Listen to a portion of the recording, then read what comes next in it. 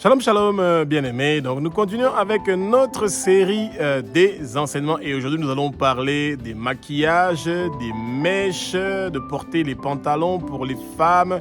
Est-ce que ces choses-là mènent nos sœurs, nos mamans en enfer parce qu'elles ont fait les maquillages, parce qu'elles ont porté des mèches et des perruques, parce qu'elles ont porté des pantalons? Eh bien, il y a des doctrines qui sont en train de venir et qui sont en train de parler de ces choses-là d'une façon très agressive et de terroriser, de terrifier nos mamans et nos sœurs, et les gens sont perdus. Et c'est pour ça que nous voulons parler de ces choses-là, et sans trop de suspense. Vous partez pas en enfer à cause de vos maquillages, à cause de vos mèches, à cause de vos perruques et à cause de vos pantalons. Jésus a besoin de votre cœur et il veut absolument avoir votre cœur et il veut que vous le servez. Il veut que vous soyez un témoignage pour lui, et c'est pour ça que nous allons parler de ça aujourd'hui. Que le Saint-Esprit prenne le contrôle de ma bouche, que ce que je veux dire, que ce sont des paroles qui viennent pas de moi, mais qui sont inspirées par le Saint-Esprit, parce que c'est le Saint-Esprit qui prend le contrôle de ma bouche pour que ce que je dis, ce ne soit pas des paroles qui viennent de moi, mais qui viennent du Saint-Esprit. Parce que le peuple de Dieu veut connaître la vérité. Nous allons connaître la vérité et la vérité va nous affranchir, bien-aimés, et que les écailles tombent pour que le peuple de Dieu puisse connaître la vérité. Et c'est quelque chose de très important de savoir que nous devons faire des choses qui plaisent au Seigneur. Nous devons faire des choses qui ne choquent pas les autres, parce que nous voulons être un exemple pour les autres, et c'est pour ça que nous devons avoir la connaissance de la parole, pour que quand nous sommes avec d'autres gens, que nous voulons gagner à Jésus, que nous devons savoir comment nous devons nous comporter. Alors, il y a quelque chose de très important qu'on aimerait bien expliquer au peuple de Dieu. C'est celui de... pour notre habillement, pour le maquillage, les mèches, etc., porter les pantalons, l'habillement que le peuple de Dieu est en train de porter dans les églises ou dans les lieux publics où nous sommes bien-aimés, nous avons toujours quelque chose qui nous pousse à une sorte de rébellion quand ça arrive à cette partie-là de l'habillement, de notre comportement, de comment nous devons faire, etc. C'est quelque chose de très important que le peuple de Dieu puisse se laisser conduire par le Saint-Esprit. Et vous allez voir qu'au fur et à mesure que vous allez étudier la parole, le Saint-Esprit va se charger personnellement de vous parler pour que vous soyez convaincus que vous êtes dans le bon chemin.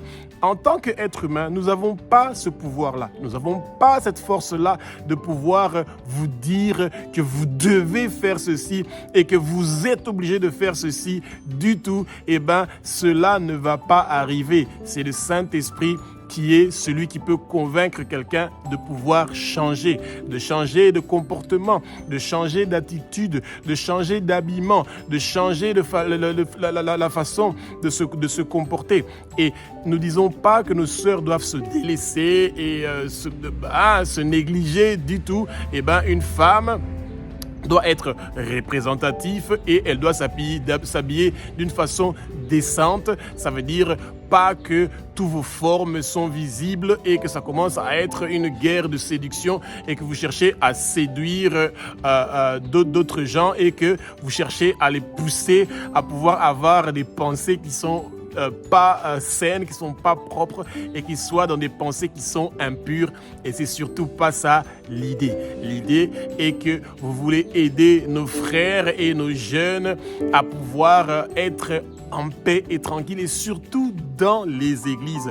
Alors bien aimé, le jour du mariage, vous allez constater que le jour du mariage, c'est la noce de Jésus avec son église, et une épouse est maquillée. Ça ne veut pas dire que maquillée jusqu'au point de séduire, non. C'est un maquillage pour se faire belle, être jolie, et que les gens puissent admirer, pas que vous soyez en train de séduire, mais que vous puissiez être admiré, que vous êtes bien habillé et que vous êtes jolie.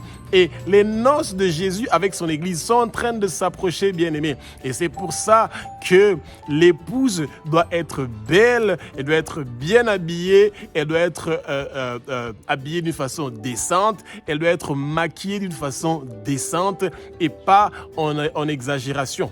Et donc, nos sœurs, sentez-vous libre de vous maquiller si vous voulez, et si vous ne voulez pas vous maquiller, sentez-vous aussi libre, mais c'est pas parce que d'autres sont en train de se maquiller ou de porter les perruques ou de porter les mèches ou de porter des pantalons que vous devez commencer à devenir agressif envers ces gens-là et de chercher à les pousser à avoir un comportement qui va à l'encontre de ce qu'ils veulent. Non, la parole de Dieu est une parole où on n'oblige pas les gens à faire ce qui va contre leur volonté. Les gens doivent sentir que le Saint-Esprit est en train de leur parler et de leur expliquer que ce que vous êtes en train de faire est quelque chose qui choque les autres gens qui veulent faire un pas pour venir dans le royaume de Jésus de Nazareth. Et c'est pour ça que le peuple de Dieu doit faire très attention. En tant que chrétiens, nous ne voulons pas faire des choses qui sont en train de choquer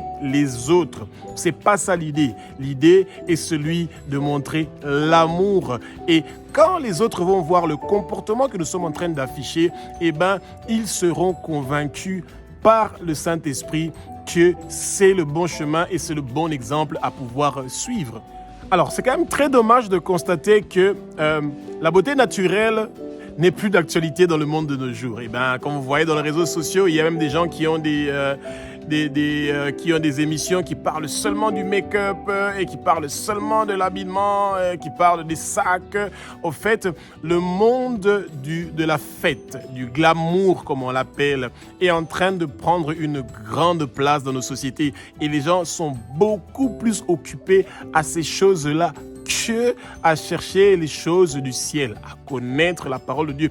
Le monde du cosmétique est un monde qui est juteux. C'est beaucoup d'argent, à commencer par le pâte dentifrice le matin quand vous vous réveillez, jusqu'aux produits pour enlever les make-up, pour mettre les make-up, pour mettre toutes sortes de choses sur votre visage. Il y a beaucoup de produits qui sont utilisés dans le monde du cosmétique et le Satan a profité, bien aimé, de cette occasion-là de pouvoir envoûter et de pouvoir utiliser le cosmétique pour détruire le peuple de Dieu et pour que le maquillage ne soit plus quelque chose de rendre quelqu'un avec d'être présentable, d'être attirante, mais c'est devenu un instrument de séduction. Et bien aimé, quand une femme est en train de sciemment, de se maquiller, de porter des habits mouleux qui sont en train de serrer leur corps, même les hommes aussi sont en train de le faire pour pouvoir séduire les gens. L'esprit de séduction, c'est un esprit de python, c'est un esprit de serpent. C'est l'esprit de Jézabel, celui de faire tomber les hommes pour qu'ils puissent être dans l'impureté. Et c'est pas ça l'idée. Une sœur en Christ, une maman, ne veut pas choquer les autres dans les églises, ne veut pas choquer les gens dans le milieu où vous vivez. Quand les gens pensent à quelqu'un qui prie, ils pensent à la piété, quelqu'un qui est en train de mener une vie de sainteté, une vie de sanctification. Et quand vous commencez à porter des habits où on est en train de voir toutes vos formes et que vous vous maquillez de la même façon que les païens sont en train de se maquiller, il n'y a plus de différence entre vous. Et c'est là où le problème se trouve parce que les gens ne veulent pas tuer leur chair quand ils sont avec le Christ. Ils veulent continuer à faire les mêmes choses qu'ils faisaient quand ils étaient païens que quand ils sont nés de nouveau. Être né de nouveau, c'est avoir une autre identité. Et cette identité-là est une identité qui n'est pas prévue de faire des choses qui sont en train de choquer les autres. Nous, en tant que chrétiens, nous devons éviter de faire des choses qui sont en train de choquer les autres. Et quand les chrétiens sont en train de se maquiller exactement comme les païens, quand les chrétiens sont en train de porter des mèches exactement comme les païens, quand les chrétiens sont en train de porter des perruques exactement comme les païens, quand les chrétiens sont en train de porter des pantalons qui sont serrés, qui montrent toutes les formes exactement comme les païens, où est la différence entre celui qui est né de nouveau et entre celui qui a reçu le Christ et qui veut être le témoin de Christ, bien-aimé? C'est très important que nous puissions réussir à faire cette différence-là. Et c'est pour ça que, comme il y a beaucoup de pasteurs qui ne savent plus comment ils doivent faire pour expliquer ça à leurs chrétiens, parce que quand ils commencent à leur donner des commentaires sur leur façon de s'habiller, etc., ils peuvent perdre ces chrétiens-là. Ça veut dire qu'ils vont perdre de l'argent dans leurs églises parce qu'ils auront moins de gens qui peuvent contribuer dans leurs églises. Et ben, c'est un problème qui fait que dans beaucoup d'églises, on préfère éviter de parler de ces choses-là que le peuple de Dieu doit connaître. Alors, 2 Rois, chapitre 9, au verset 30, nous parle de Jézabel qui avait fait des maquillages pour pouvoir séduire le prophète Jéhu qui avait eu la mission du Seigneur de venir pour finir avec Jézabel. Et le maquillage, effectivement, oui, c'est une arme qui est utilisée par le Satan pour chercher à séduire le peuple de Dieu. Eh bien, si vous mettez le maquillage avec l'idée de pouvoir être belle, présentable, il n'y a aucun souci. Mais quand vous êtes en train de faire le maquillage pour pouvoir séduire quelqu'un et pour que cette personne-là puisse vous admirer, vous apprécier, comment vous êtes habillé, etc., eh ben, c'est là où le problème vient. L'esprit de séduction est un esprit qui doit vous quitter immédiatement au nom puissant de Jésus-Christ de Nazareth. Bien-aimé, l'esprit de séduction est un esprit qui n'est pas bien. Ça pousse les gens à commettre des péchés. Ça pousse les gens à avoir des pensées impures et malsaines. Et vous ne voulez pas de ça. Et si vous rencontrez une femme, bien-aimée, qui a l'esprit de Jézabel, l'esprit de Jézabel, c'est l'esprit de la sirène des eaux. Et c'est pas ça que vous voulez. C'est un esprit qui est mauvais. Jézabel est une femme qui était la fille d'un roi qui était d'abord un sacrificateur avant de devenir roi. Et elle a hérité de beaucoup de choses de son père. Et c'est elle qui a amené les Baals et les Astartés en Israël. Et cette Jézabel-là a fait des choses abominables pour Israël. Et le peuple de Dieu ne doit pas vouloir être une abomination pour les autres à cause des histoires, des maquillages et de séduction. Eh bien, notre focus ne doit pas être celui sur l'apparence extérieure, mais plutôt sur l'apparence intérieure. Notre cœur, Dieu veut notre cœur. Il a besoin de nos cœurs et notre cœur va ressembler à Dieu quand nous sommes en train d'étudier la parole, et vous allez voir qu'au fur et à mesure que vous allez étudier la parole, vous allez plus sentir ce besoin-là des maquillages, des mèches, des perruques et de porter des pantalons mouleux, des pantalons mouleux qui servent votre corps pour que vous puissiez montrer vos formes, bien aimés. Et surtout, nous qui sommes des Bantous. Eh bien, chez les Bantous, nous avons des choses que nous voulons respecter. Et ça veut dire qu'il y a une sorte de s'habiller où vous voulez où vous partez, que vous soyez respecté. Et vous ne pouvez pas porter des habits qu'on porte quand on part dans les boîtes de nuit, quand vous partez à l'église ou dans des cérémonies officielles où on est en train de voir tout votre corps à partir de vos vêtements. C'est quelque chose qui n'est pas propre, c'est pas décent.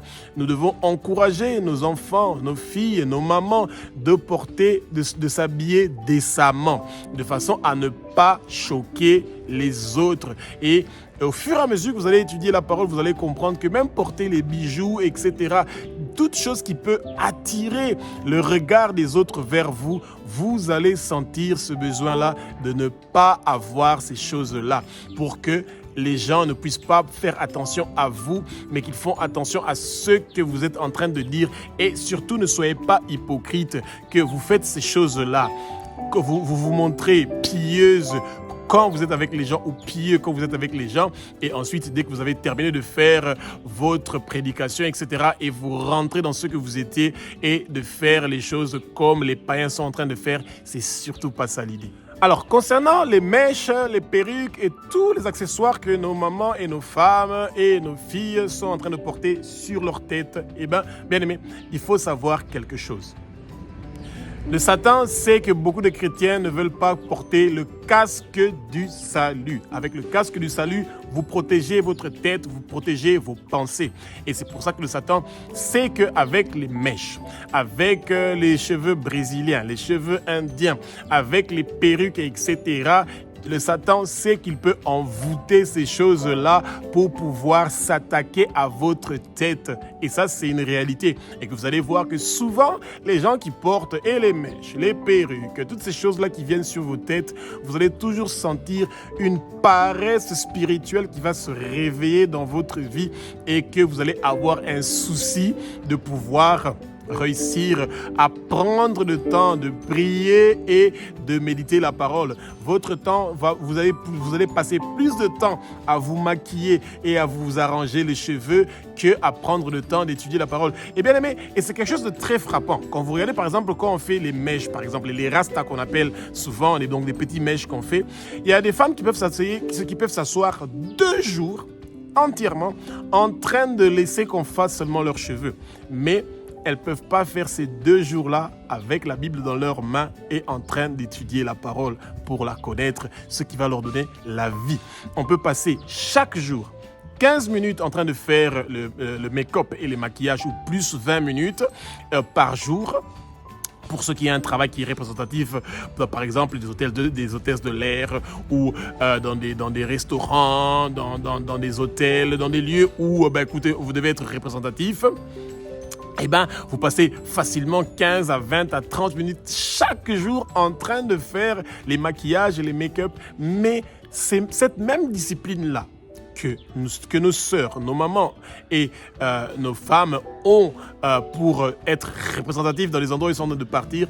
Elles n'ont pas cette discipline-là pour étudier la parole qui leur donne la vie. Et c'est là où les conclusions et les problèmes viennent souvent dans notre société. Pourquoi? Parce que c'est un problème de priorité. Nous mettons notre priorité et notre discipline dans d'autres choses qui n'ont pas à voir avec les choses d'en haut. Alors, concernant les pantalons, il n'y a aucun verset dans la Bible qui dit que les femmes n'ont pas le droit de porter les pantalons. Si vous avez trouvé ce verset-là, vous pouvez nous le dire et nous allons voir. Deutéronome nous dit que les femmes ne doivent pas porter les habits des hommes. À l'époque de l'Ancien Testament, les gens portaient les tuniques. Et ces tuniques-là, c'est vrai qu'il y avait peut-être des tuniques et des modèles de tuniques qui étaient pour hommes et des tuniques qui étaient pour femmes. Et que malheureusement, de nos jours, comme vous voyez dans nos sociétés, que les hommes sont en train de porter les habits des femmes ou de porter jusqu'à même des chaussures des femmes. Il y a même des vidéos qui circulent, qu'il y a des hommes de Dieu, des pasteurs qui portent des chaussures de femmes. C'est triste, mais bon, soit. Nous ne devons pas leur priver de leur liberté qu'ils sont en train de chercher. Et que les femmes portent des pantalons, il n'y a aucun souci avec ça. Vous n'êtes pas interdit de porter les pantalons. Mais, il y a un mais. Le mais, c'est quand vous portez des pantalons qui sont mouleux, qui sont serrés. Ce n'est pas seulement les femmes qui les portent, même des hommes aussi de nos jours sont en train de porter. Et que ce soit des hommes ou des femmes, que si c'est des hommes qui ont porté des pantalons qui sont serrés et que les femmes sont intéressées de voir leur corps, ou si c'est des femmes qui ont porté des pantalons qui sont serrés et mouleux et que les hommes sont intéressés de voir ces femmes-là de cette façon-là. Et quand vous êtes en train de regarder quelqu'un et que des esprits impurs viennent en vous, vous commettez déjà la fornication ou l'adultère en regardant quelqu'un d'une façon sexiste. Et c'est ça le problème que nous avons. Chaque fois que nous sommes en train de nous habiller ou de faire des choses, peuple de Dieu, nous devons nous rappeler que nous ne devons pas choquer les autres. L'idée est celui de ne pas choquer les autres parce que c'est très important que nous puissions être habillés d'une façon décente. Nous devons être habillés décemment et de ne pas suivre la mode. La mode de nos jours est une mode où on veut montrer la liberté du corps, où on veut que vous montrez votre corps et on est en train de diminuer la valeur de votre corps au lieu de donner une valeur à votre corps. Et plus votre corps est couvert, plus vous avez votre dignité que vous êtes en train de garder. Et je ne dis pas que les femmes qui portent des habits comme les mannequins, qu'elles sont moins dignes que les femmes qui portent des habits qui sont décentes du tout. L'idée est celui seulement de savoir que quand nous partons dans les églises, dans les assemblées, que nous sommes en train de partir chez des gens à qui nous voulons prêcher la bonne parole, nous devons être exemplaires. Et nous ne devons pas chercher à ressembler aux gens que nous partons prêcher, mais nous devons avoir la ressemblance du Christ qui nous a sauvés. J'espère que vous avez appris quelque chose ensemble avec nous sur les maquillages et les habillements, etc. de nos sœurs et de nos mamans. Et si vous avez des questions, vous pouvez toujours mettre des commentaires et s'il y a un temps, nous pouvons toujours chercher un moment de pouvoir répondre à ces questions-là.